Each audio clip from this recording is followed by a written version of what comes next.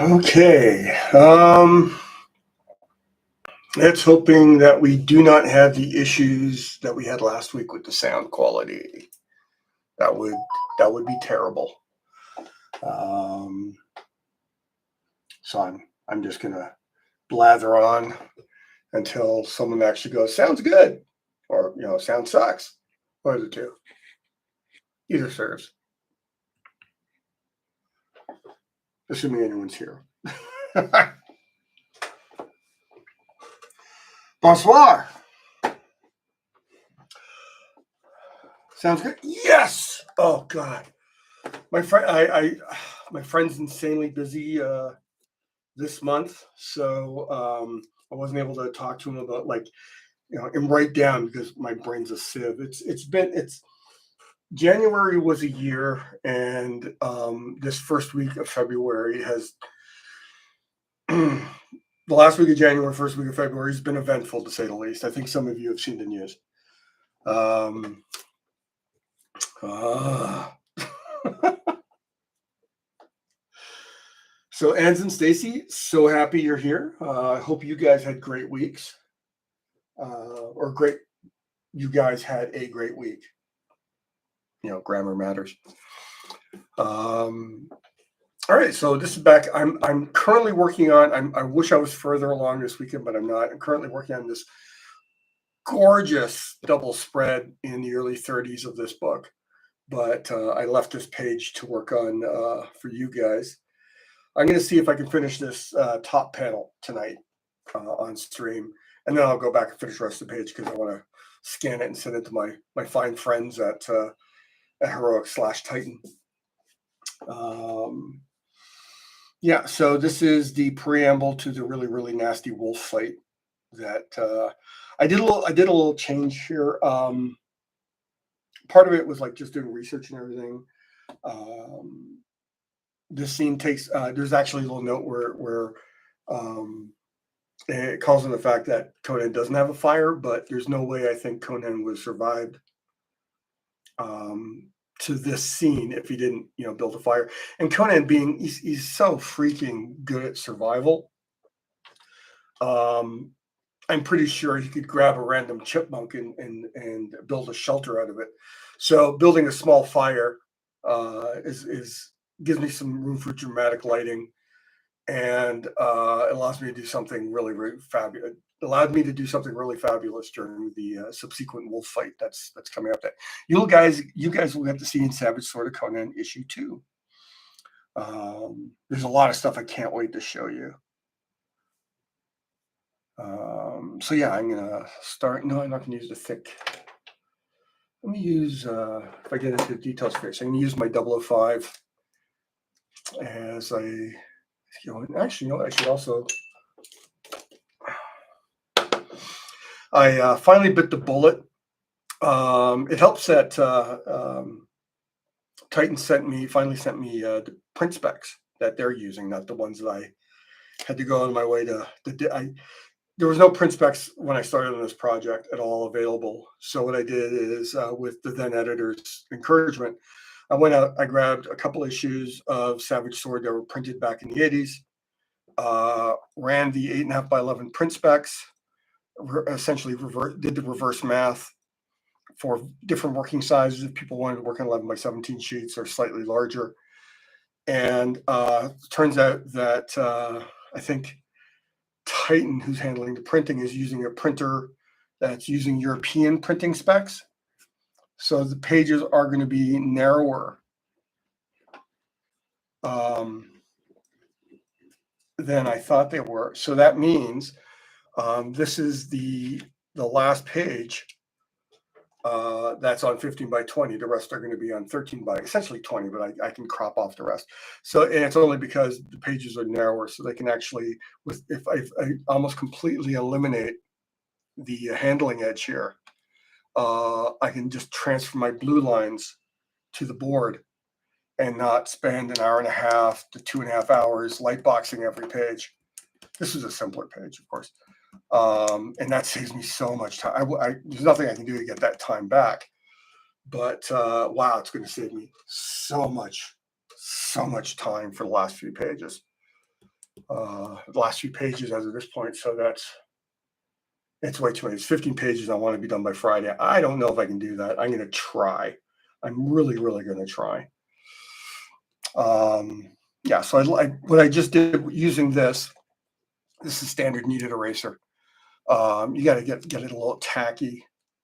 Oh, I burned myself in the stove today too. Ow. You get a little tacky, and you just roll it over. This is a 2H pencil, so it's quite doesn't put down a lot of graphite anyway. But you just roll it over and lifts up enough graphite that you avoid getting this big smudgy mess. Like if you can see, there we go. You can see I already got some gray here just from handling this page. And I'm so spoiled by using print out blue lines for the last several years that it was almost a re-education to do light boxing and everything again. A good experience, but it cost a lot of time. I thought I had, but I didn't. I mean, I had like this terrible dental experience last month. I had a follow-up dental appointment this week. Um, ugh, ugh. Teeth, man. I started grinding. Did anyone else do this? The stress from COVID. I started grinding my teeth terribly. I already had kind of bad teeth from a previous medical thing that happened. But I started grinding my teeth terribly. So my teeth have all these cracks and everything in them. So I'm slowly getting the work done, which unfortunately led to a mishap this week. Oh God. I'm a tired boy.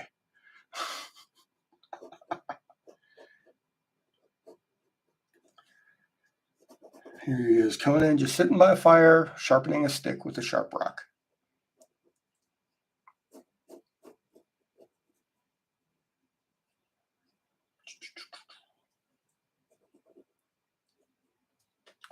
Here we go. Yeah, this is issue 2. Thank you so much, Walrus. Yeah, I originally thought I had to the middle of February. And then when I found out the deadline was they wanted the deadline for the 9th, I went, oh, I can do that. Then I had, everything. I mean, oh God, I'd say I lost half of Monday just dealing with everything with Cadence. Like talking to people, finding out, like literally just trying to find out what the hell was going on was a bit of a nightmare. I'll be making an announcement. If I find the time, I'll do it tomorrow about what I'm doing now that I'm no longer with Cadence. There's a few things I have to take care of that they're not taking. Luckily, you remember the Frankenstein? Hang on. Thanks, Paul. Everyone. I don't think anyone. It was weird. Like Rich Johnson wanted to get me to do a quote for him, and I wasn't going to because talking together, we artists decided not to make a statement this soon until we actually get more information, more things done ourselves. And there's a lot of artists who have a really, let's say, aggressively negative opinion of Rich. But apparently one artist got added this week, which is strange to me. I have I don't know the name, but it could very well be someone who was added before this started happening, and they might be quitting as well. I don't really dislike anyone who just does stupid business stuff and essentially negative will. But I don't think that business is going to survive. I don't think Cadence is going to be around in any realistic manner in weeks, if not months.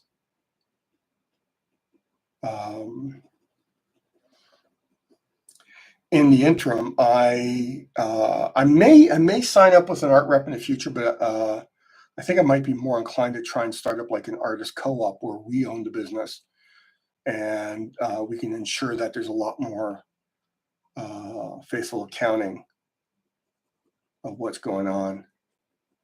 But I could be convinced to sign up with another artist rep if they track everything from artist received to every single. So I could literally like just kick into my account, click into an account I have with that art rep and see everything that's sold and everything. And also, it's good for tax stuff.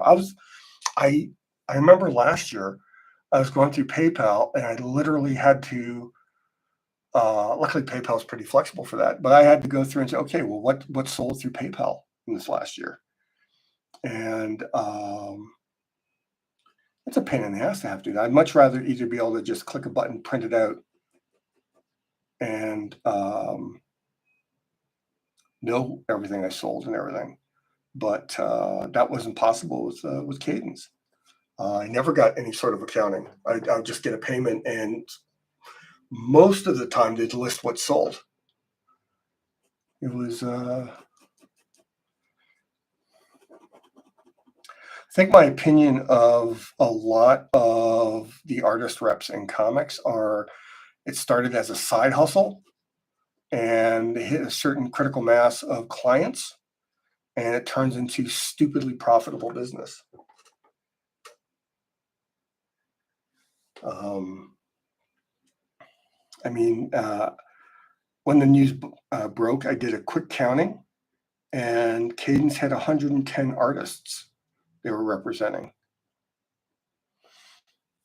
And you think about that, it's like, okay, I don't know, whether they ever winnowed the list on a regular basis or how many artists were actively producing stuff that they could sell.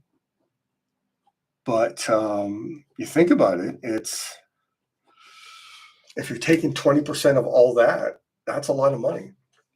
And there's other stuff I heard that makes me think that there was just way too much money, completely out of control. Luckily, I stayed on top of it. So I think I'm, when it comes right down to it, I'm one of the lucky ones in this situation. But anyway, I ahead of my getting my artwork back, which as I understand it, should have been taken care of this weekend. I don't want to like the people doing it are probably so busy right now. I don't want to like chase them down and say, yeah, I need an answer now too. But I can trust that they're taking care of it. So as soon as I get it back, I'm going to be doing something bigger with my artwork. But in the interim, I started up a big cartel shop, and I'll be sharing that week on social media this week to hopefully take advantage of it. I'm going to be doing art sales a little differently. One of the things I never liked, they encourage doing sales. I'm not a big fan of putting art on sale. It to me it reeks a little bit of desperation. I mean, it's like I will do things like if you remember, I did the food bank project. I'll knock down the price of my work to raise money for a good cause, but I'm not going to just have my work on sale for the hell of it. So I'm not a big fan of sales, which they did every Christmas, and they did something really weird where normally they'd ask, are you going to contribute? Are you going to join in the sale? They didn't ask. I just they used a number I gave them last year, and that was last year was the idea that a large chunk of money was going to be going to the food banks, and they didn't really promote anything. So it was like I'm telling people that I was going to be quitting anyway. Cadence. There's a number of things. Not to say I'm high maintenance, but there were a number of things I wanted from an art rep that they just weren't able to do. And I don't want to say they were unwilling to do because they were all saying, "Oh, that's a great idea." They just once I hear like, "Oh yeah, that's a great idea," nothing would happen. Like running more frequent online events. Because a lot of people still don't want to go to conventions. So I did. We're coming up on the anniversary of it. This is why I'm streaming right now. If you remember last year in April, I did my C2E2 at home. There's two videos up. One got pulled down because I accidentally left the music playing a little too loud in the background. Um, I did all 3 days of C2E2, but I did it online here from my studio.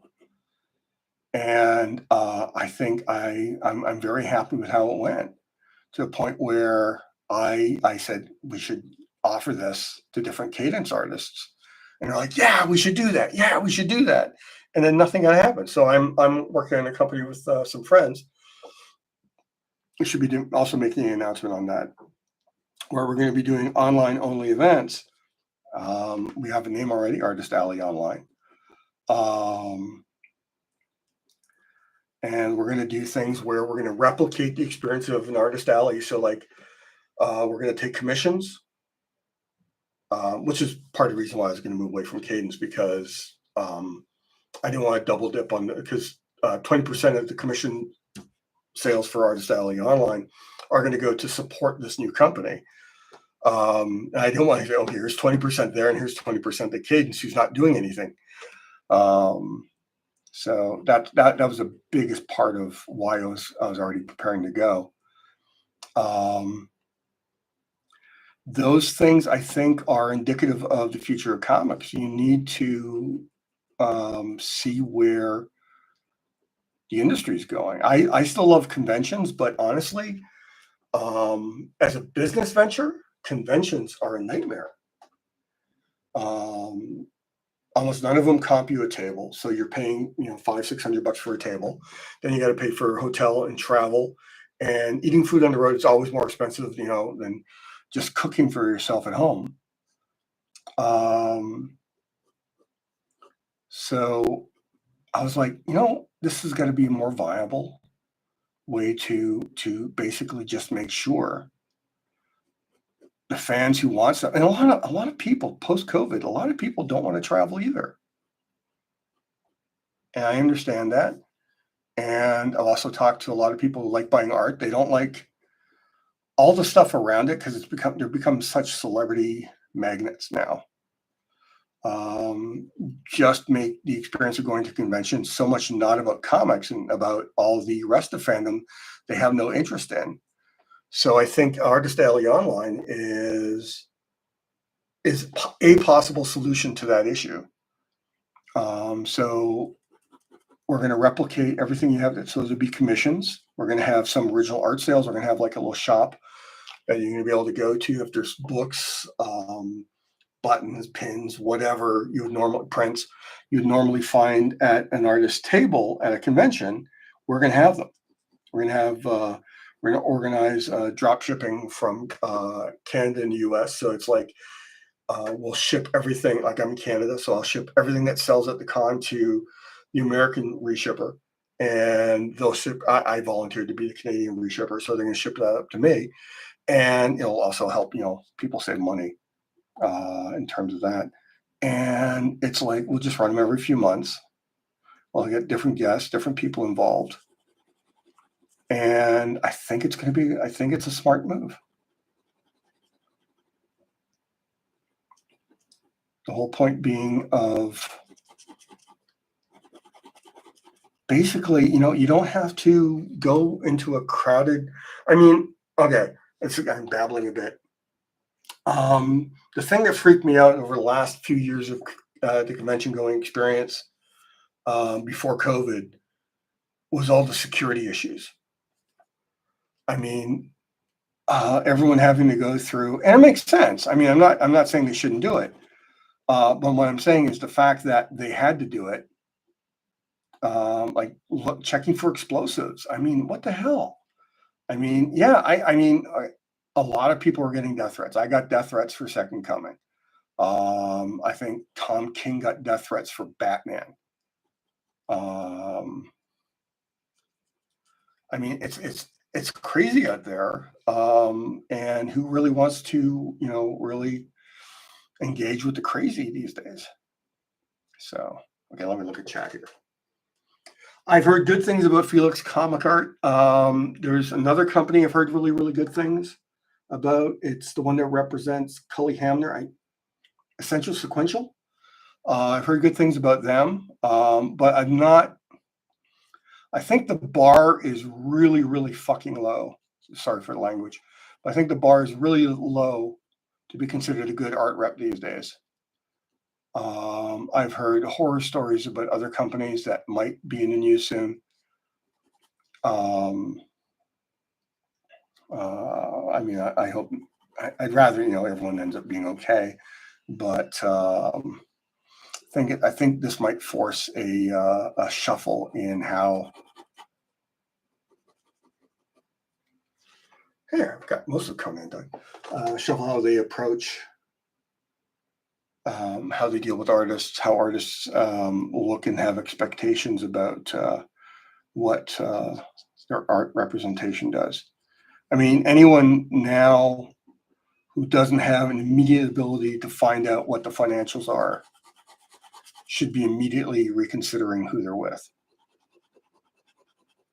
This is going to be black. I can scribble it. Yeah, this is going to be a black here. I can scribble into that. I don't have to be super pretty with my line works here.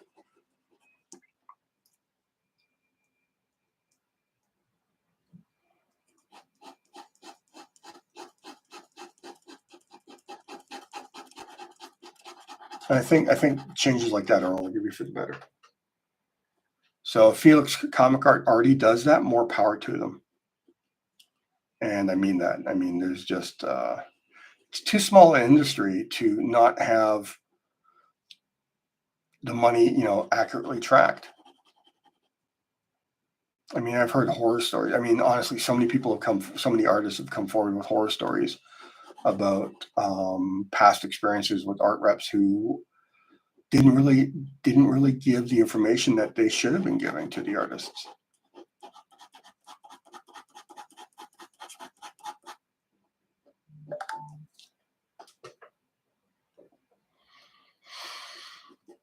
So I guess that's the big news. I mean, it showed up on Bleeding Cool today. I mean, Richard Johnson was reaching out about it, wanting to get quotes, and I think I said this already, but a number of us were already talking, and we decided that until we actually have more understanding of like what we're going to be able to do here, we're not going to start, going public with it, which was just being smart and not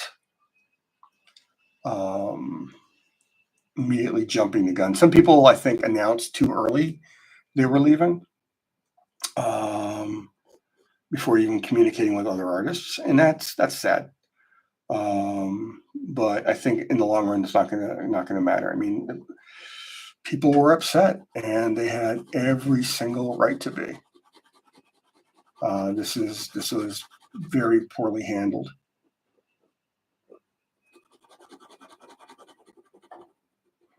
And we deserve. I really think we artists deserve better. We usually get shit on so much in this industry. I've experienced it in the past. I'm very happy with the people I'm working with now.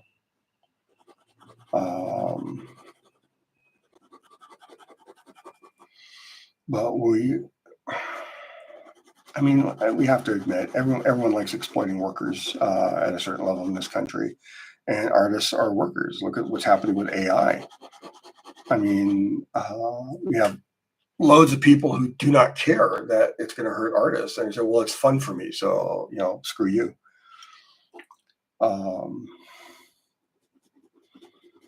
So every time it turns out that the AI art business is flailing about, which happily it seems to be the perpetual situation there because they can't figure out a way to monetize it effectively so far. Knock on wood.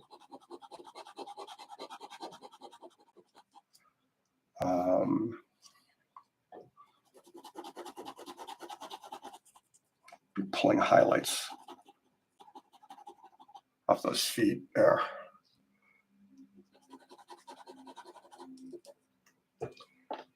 Wow, it looks. One of the things I like about I love playing with light sources.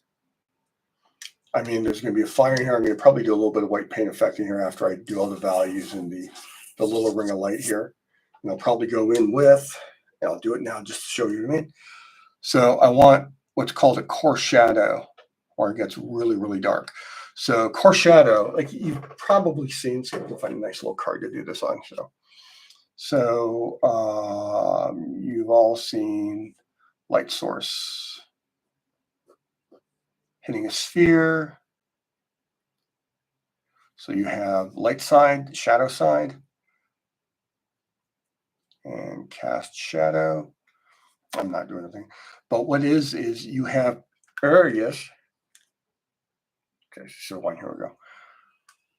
So the ball has shadow as it goes towards what you would call it the absolute terminus between light and shadow. So, and that ultimately gets called the core shadow. That's where it actually gets darkest if there's bounce light or reflected light in the environment.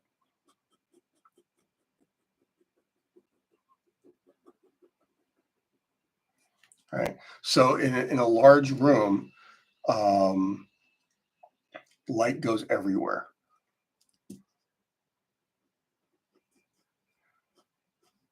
And it happens with shadows as well. The area, the actual transition point between light and shadow, as long as it doesn't fade away, because there'd be absolute light fading away from this light source here on the surface the ball's sitting on. But you would have your darkest dark where that shadow point is right there. It's probably here more. But then in the areas of darkness, you'd have bounce light. None of the areas in shadow will ever be as bright as anything in light. But you'll have value variations within the shadow. So the darkest part here is often called the core shadow. So whenever you're rendering something and you're dealing with values, always figure out where your light source is, figure out where it's hitting, where the terminator between light and darkness happens. That's your core shadow. So going in with a heavier pen here on these rocks allows me to imply that core shadow. I can go back in and do other stuff. And core shadow doesn't have to be black, it just has to be darker.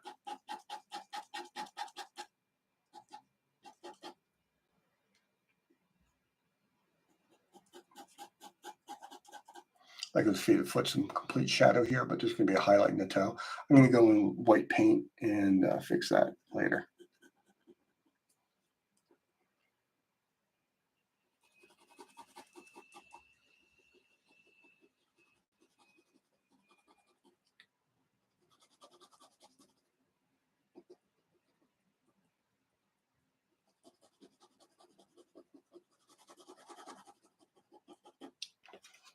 So hopefully that looks like there's a little bit of a fire in there. I'm going to be putting like, after I render out the values of like, because this is still the side of the pit, he's like camping in, I guess, for lack of a better word. So this is all pretty much dirt and starting to grow scrub under this fallen tree that's fallen in here. He's laid a bunch of branches on top of it to give it a little bit extra shelter. He still needs a lot more if he's going to survive. And luckily, the wolves are going to show up and provide what he needs.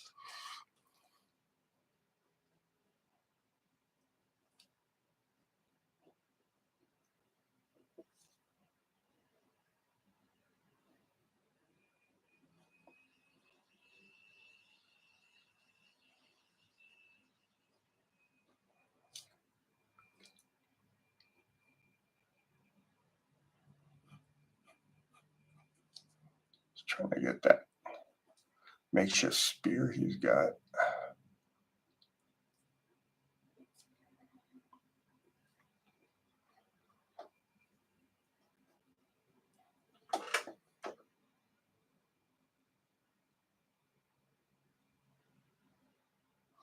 Yeah, I would like I have inked a few other artists in the past.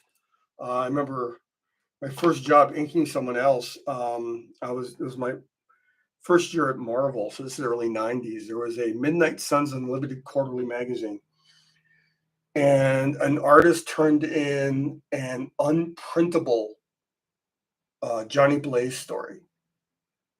It was just like the editor couldn't believe how bad it was, but it was so close to the deadline. He needed people who could draw to fix it. And I had just finished, I think it was my second last issue of Terra Incorporated, and we're just waiting on the plot. And he said, "Can you do like a handful of pages?" And I said, I've barely inked myself. I don't know if I could ink someone else. He says, "You know what? You can draw, and that's automatically going to improve what this is." And I went, "Oh, okay." And then I saw the page. He FedExed them, got them the next day. Oh boy, were they bad! They were so bad. Um, and he got me and Max Douglas, who some of you may know as Sal Good Sam now. Um, we did our best with the really really tight deadline. And my editor Mark McLaurin, who's a great guy, I learned a lot from him. Um, he was very very grateful, but I was embarrassed as hell. I was like, does my name have to be on this?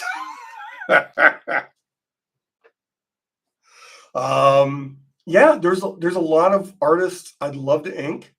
Um, there's a lot of artists I know full well I would be the last person, because my style is pretty idiosyncratic. It uses so much line and tone. And so many comic artists do not work in line and tone the way I do. Um, yeah, I would love to um, any of the grim and gritty artists. I think I could do an okay job. Most of the guys I'd want to ink don't need me, like Bill Sienkiewicz, Dennis Cowan. They can ink their stuff amazing. I'd love to ink Dennis Cowan. Oh my God, would I love to ink Dennis Cowan. Look at his pencils, and it's like he just puts down exactly what you need for you to come in and just say, okay, this is what I can do with ink, and it'll work. He's been so well inked by so many different artists. Um,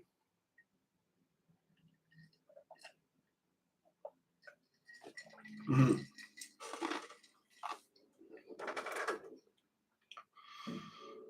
Yeah, there's a lot of there's people I shouldn't be letting near. I mean, any of those like really really pretty line people like Jim Lee or uh, just got Campbell. Any of those guys, it's like I would wreck them. I just don't do pretty lines. I do scratchy lines. It's what I do. Um,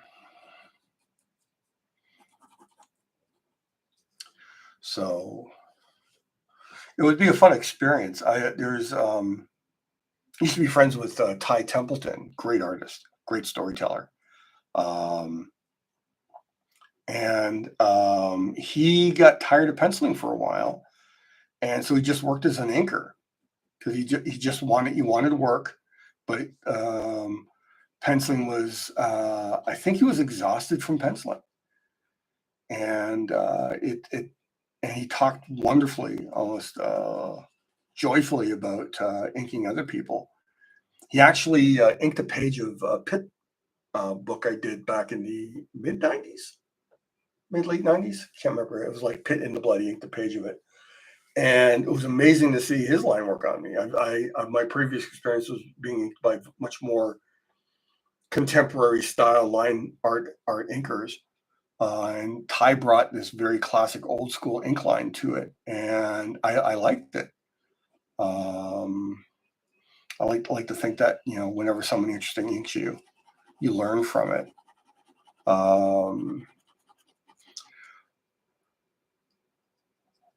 to think who else I would like to. It's really weird. So many of the artists I really, really look at and love right now, they don't need inkers. They do everything themselves.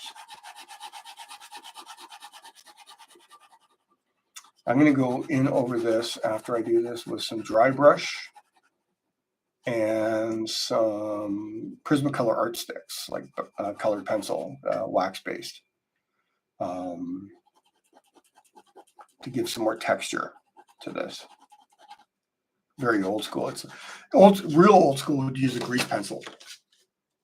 the China markers, where you just peel off the paper and you expose some of it, and they'd use it on. I think the specific term is coquille board, but they used to have back when Joe Kubert was drawing stuff for DC Comics. They used to have this pebble board finish comic pages, and you could use grease pencil on it, and it was amazing. I handled a couple of pages of it.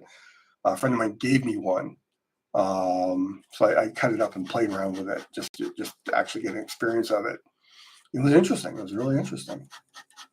We seem to have lost a whole bunch of really interesting ways to make marks on paper, with the advent of technology that makes it, unnecessary. If you were a fan of Howard Chaykin's American Flag, or if you're old enough to remember Dark Horse Comics' very first Alien series drawn by Mark Nelson, both of them used craft tint paper, which was a paper that had chemically printed on lines with certain patterns on it, and you apply one chemical and you bring out one value of lines. You apply, and if the sheet had this, you could apply a second chemical and bring out a darker set of lines. And it was some of the stuff that got done with that was pretty incredible. And so yeah, American Flag had that. Must have cost Howard a fortune. I should next time we talk. I should ask him, like, you ever add up how much he spent on craft tint? But that's gone. The company that makes it's gone out of business. Well, that foot kind of looks ugly in there. I gotta. There we go. Head to toes a little off there.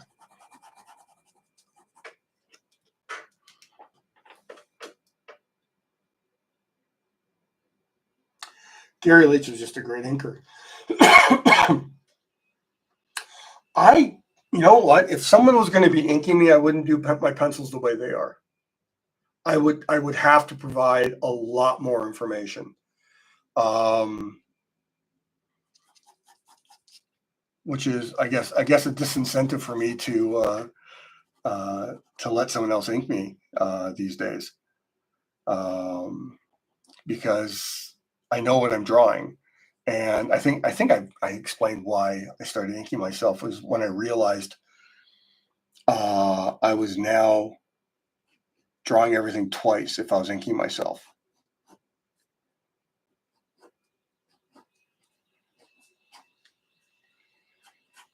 And if I was to go back to have someone else inking me, unless they brought something like, if Kevin Nolan's inking me, I'll do tight pencils for Kevin Nolan because he's still going to do something magical. And it's entirely about giving him the most information to make those pages sing. And then the inkers who could really, like if Bill Sienkiewicz inked me, I would still do far more work than I do for myself. But I know full well that Bill would he doesn't need me to do the job. He doesn't need me to do that level of detailed penciling.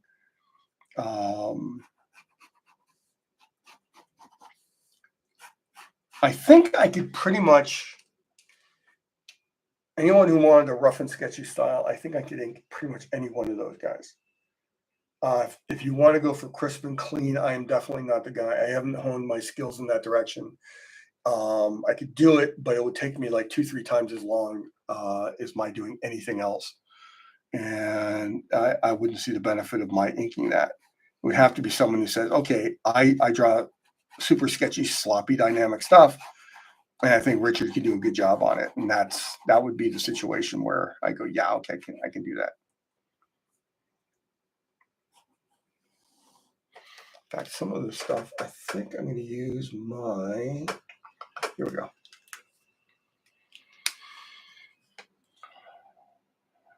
Let's just draw these branches you put here for some shelter. I'm going to draw silhouette and I'll go back and draw.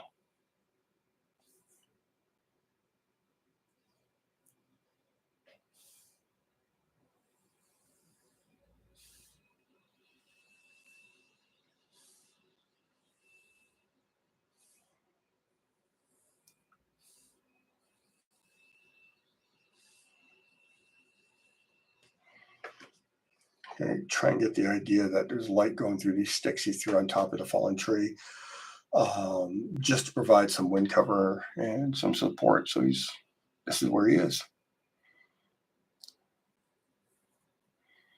I think I mentioned last week that I think mainly because of this, but I kind of got addicted to it. These all these winter or off-season camping videos on YouTube with so many like survival tips. Pretty amazing stuff to what some of these people do. Some of it's a little terrifying too. I mean, it's like, I don't know why anyone would want to camp at like minus 20 degrees weather in Alaska during a blizzard, but there's guys doing it. It's a little much for me. I think I'd do it once, but these guys are like doing it for like, this is a revenue stream. It's like these outdoor videos.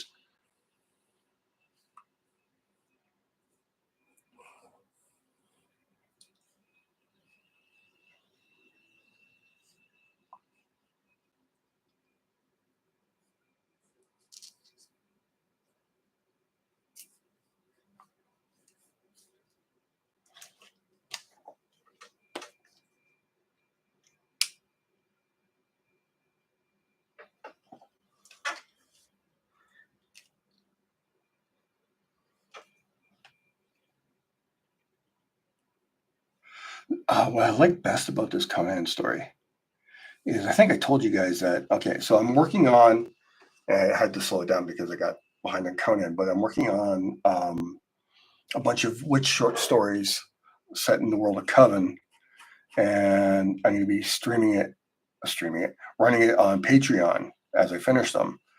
And then when I got at least 8, hopefully I'll have 8 done by October. It'll be a nice little book. So I'm going to do a crowdfunding book for all the witch stories. It's going to expand. It's a world building book more than anything else. Going to have a new witch joining the coven, so we get the newbie's perspective of joining all the other witches there. There's a touch of Fight Club to the first thing, but not in that way, if that makes sense. But right after that, next spring, I think it's going to be for next spring. I'm going to be working on a Viking horror graphic novel. I love me some Vikings. I love me some horror. In fact, I think Vikings and horror go together like Reese's peanut butter cups. It's chocolate, it's peanut butter. They're both great on their own. When you put them together, so good. So that's going to be called We Bring Only Death. And then I'm going to follow that the next October with a standalone witch graphic novel, which may be the last of the witches for a while. I mean, that's a lot of witch drawing. I love drawing them, but I think I may want to put them a little to rest for a little bit and focus on the Vikings things, because I already have like 3 ideas for 3 different We Bring Only Death horror novels. And that's something else I'll be going into more detail on my Patreon and stuff when that stuff is up and running. Okay, so that's the tree. Yeah, so doing this is really, really, honestly, mentally prepping me for We Bring Only Death, which is just going to be so much fun. I think Vikings lend themselves to horror in a way that very few other warrior cultures do. I think part of that, I mean, it's like when you consider like all the stuff we got from Viking culture, or Norse culture about, the Norse gods, how they lived by raiding, their weird ideas about, needing to die in battle, like all that stuff. That's pretty hardcore stuff. And And then you factor in what does it take to just go one step further into horror? And the Vikings traveling around the world, doing all sorts of, weird, screwed up stuff, just lends itself so well to, just having them encounter nightmarish events. I mean, just a mashup. This may or may not be something I'll explore, but it's one. It's on. I already filled out like 6 index cards full of like story ideas. So one of them is, if you're familiar with H.P. Lovecraft, you're familiar with the Shadow over Innsmouth, which, in the story, it's not a spoiler. We're talking about 100-year-old story. Um, this guy goes to this small town named Innsmouth, and there's something wrong with the people living there, and they're essentially intermixing with this alien underwater species called deep ones. Um, and it's just like I'm going, yeah, okay.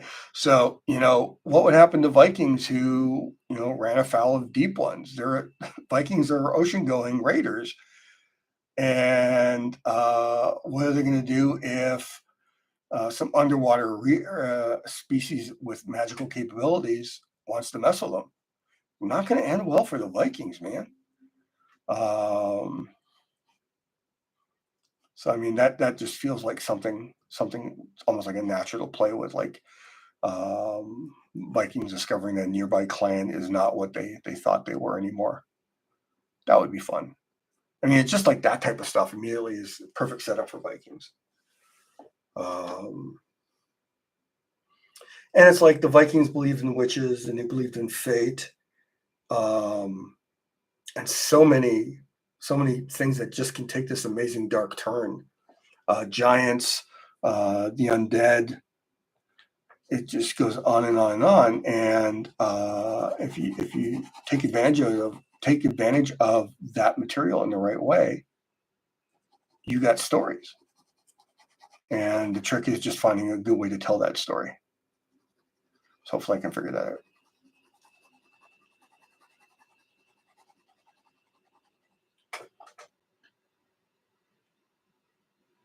So, oh wow, oh my God, I'm working slow because we're almost at 8, which is usually where I start thinking about calling it a night. I mean, I'll keep working, but I'll take a dinner break. Um, I'll just check out here.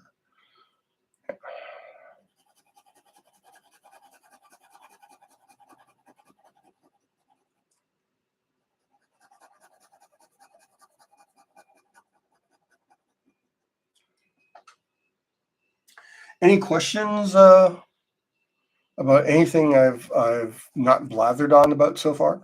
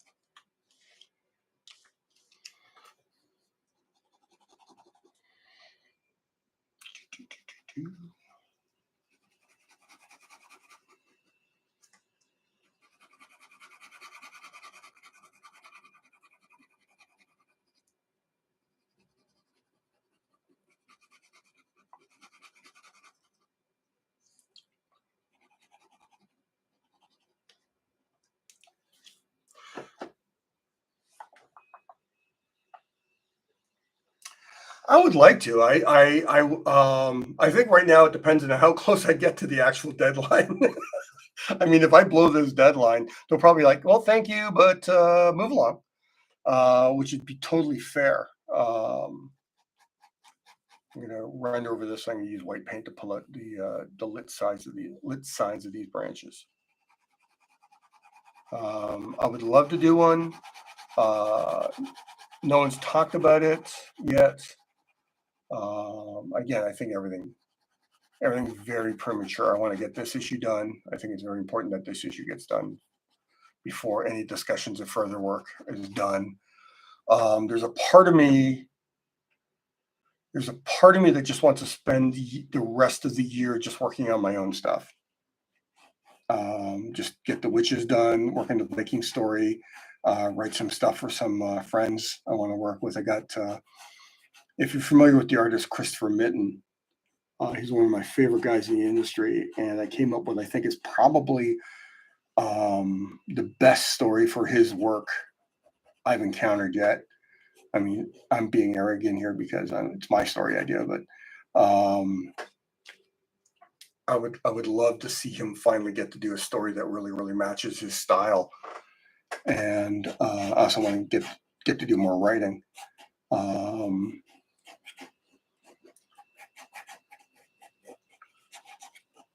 So there's a lot of things like that. I got my good friend Mike Ruth. I got a story. I'm going to harass him to draw.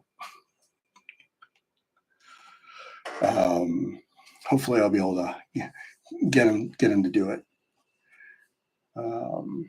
It's another Viking story, and he likes it. So maybe that'll happen.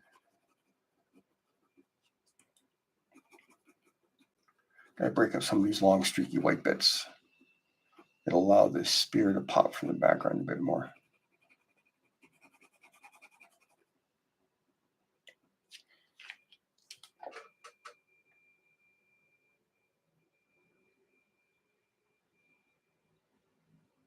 Thanks, Brendan.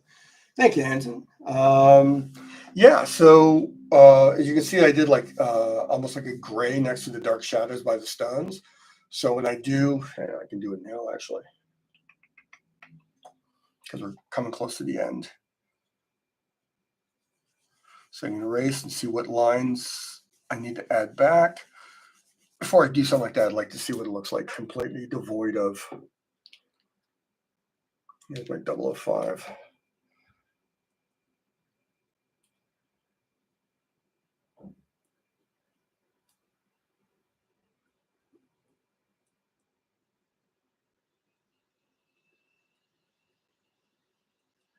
Figured this is just a real small fire. Conan doesn't want to be caught by anyone in the neighborhood area. So he's surrounded by the stones and the fire's slightly sunk in. So the trick for this, my favorite white paint pen is recommended to me. It's weird. These are the Molotow Signal White paint pens. This is first place. Second place are Posca.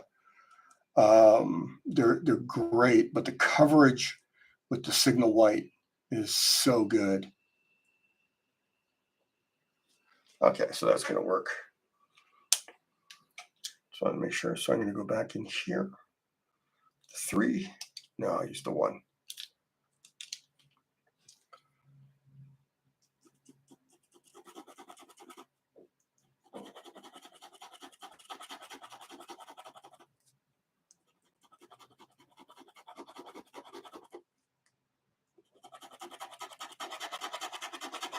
It's actually great.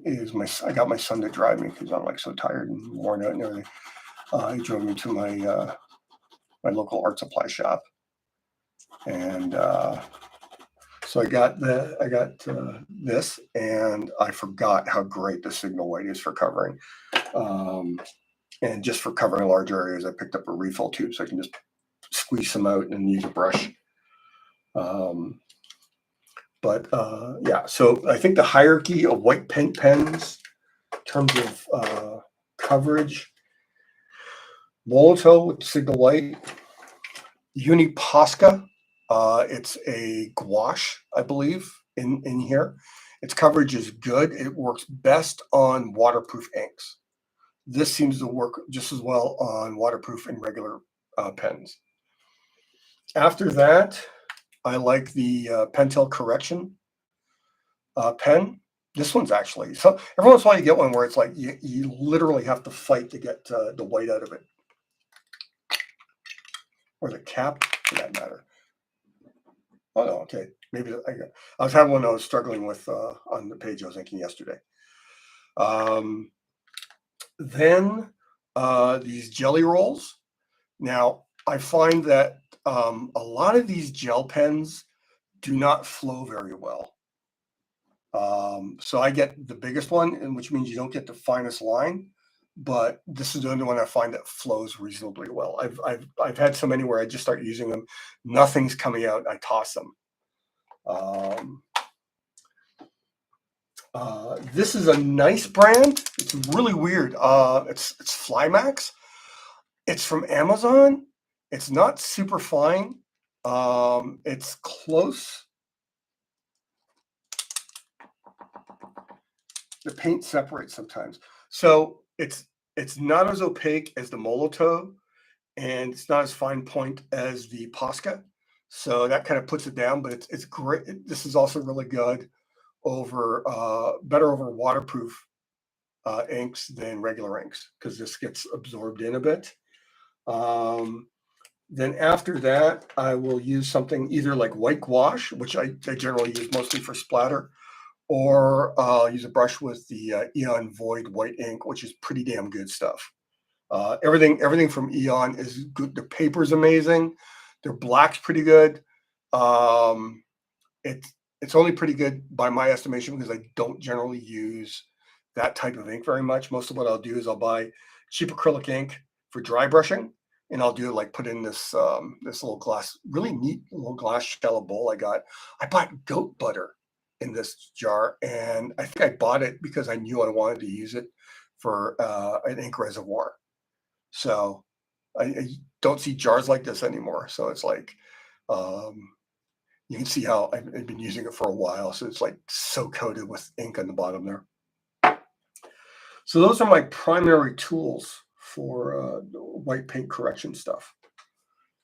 Um, I brought that up because I was dealing with what's happening here with. So give me that one again. Here we go.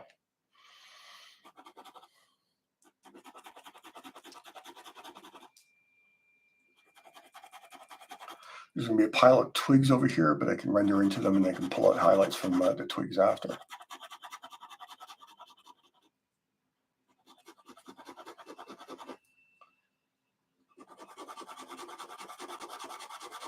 Now I'm just doing straight lines here, not doing dealing with any tonal changes in the background. Just to keep it simple for now, I might again either do dry brush or black colored pencil to get the textures in there that I want. But that allows me to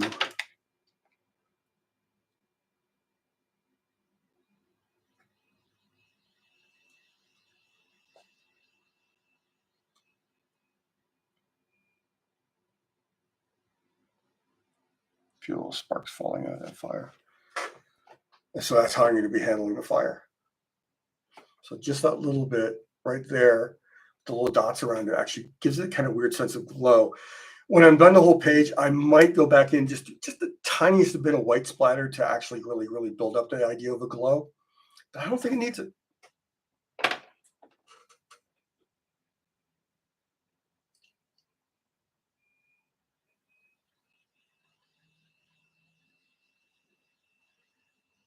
Terra Malata with goat cheese or goat butter. Okay, one for each roe.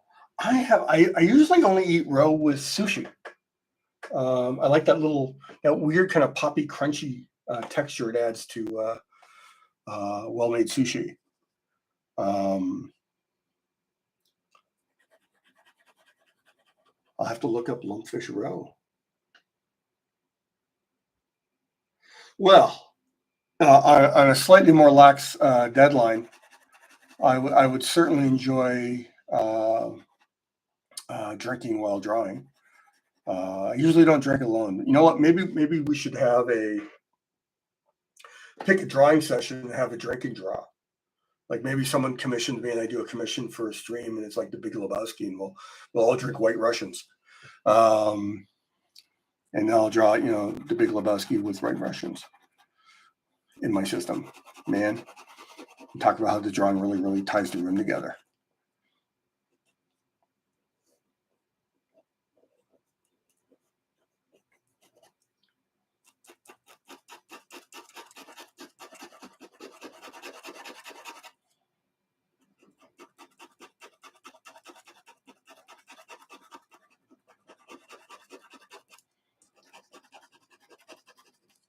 How are we doing time? Wow, it's practically 8.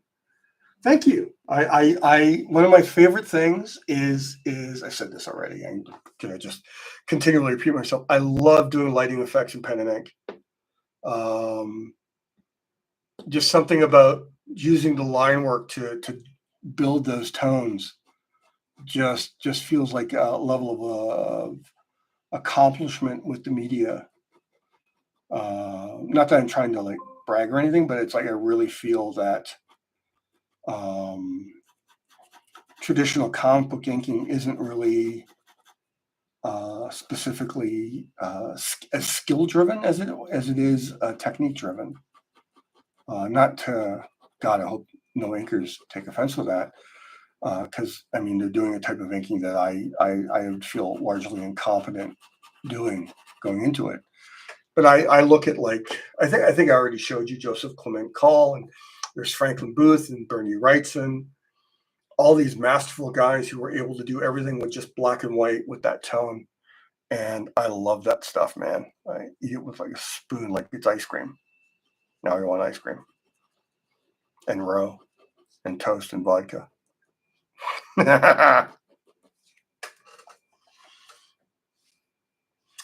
All right, it's 8 o'clock. I'm getting hungry. I'm gonna have to eat something for dinner. It's a late dinner for me, and then I'm gonna go back and I'm gonna finish this page, and maybe try and do another page for tomorrow morning so I can scan a bunch of stuff, send it over to the Royal Titan people, and stop them worrying.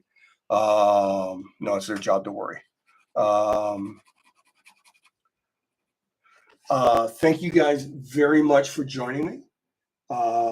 Yeah, it does tie back to engraving. I love Gustave Doré's work. And he's a big influence. I got some nice of the Dover. Dover's the publisher. Put out some beautiful editions of his work. Thank you, Paul. That's lovely. Thank you so much. So yeah, I hate to say it, I might be doing Conan one more Sunday if I can't get everything done by this Friday. I might be doing one final Conan page next week. It would be the final. Then I'll have to. I also just received the, if anyone who was a Coven supporter and backer either got a signature or a sketch, the tip-in sheets just arrived. So I got the tip-in sheets. So if I'm done all of Conan next Sunday, I'm going to be doing nothing but witch head drawings. And let me actually pull it out. They sent me more than I need, which is great because they want me to send them more than we expected to need. Here we go. So the printer was a little freaked out by what the file I sent them, because if you look really, really close up, you can see that it has like those dots in it, like my rubber stamps. So like a halftone screen, but I made it crude so it became noticeable when it's printed. I wanted to look like a page ripped out of an old book. So squiggly lines. I did it all digitally, but there's squiggly lines and everything using like ancient symbols for like spirit, water, earth, air, like different supernatural symbols. There's weird little excerpts from some of my notebook on the witch stories. But this little spot here is where I'm going to be doing all the remark sketches for Coven. And so after I sign them and send them all in, I'm signing here in the spirits, so I'll be signing in there, draw a witch head in there. And I think we ended up with like 60 remarks. Also probably at some point this week, or as soon as I'm done. It's a little slicker than I remember choosing the paper.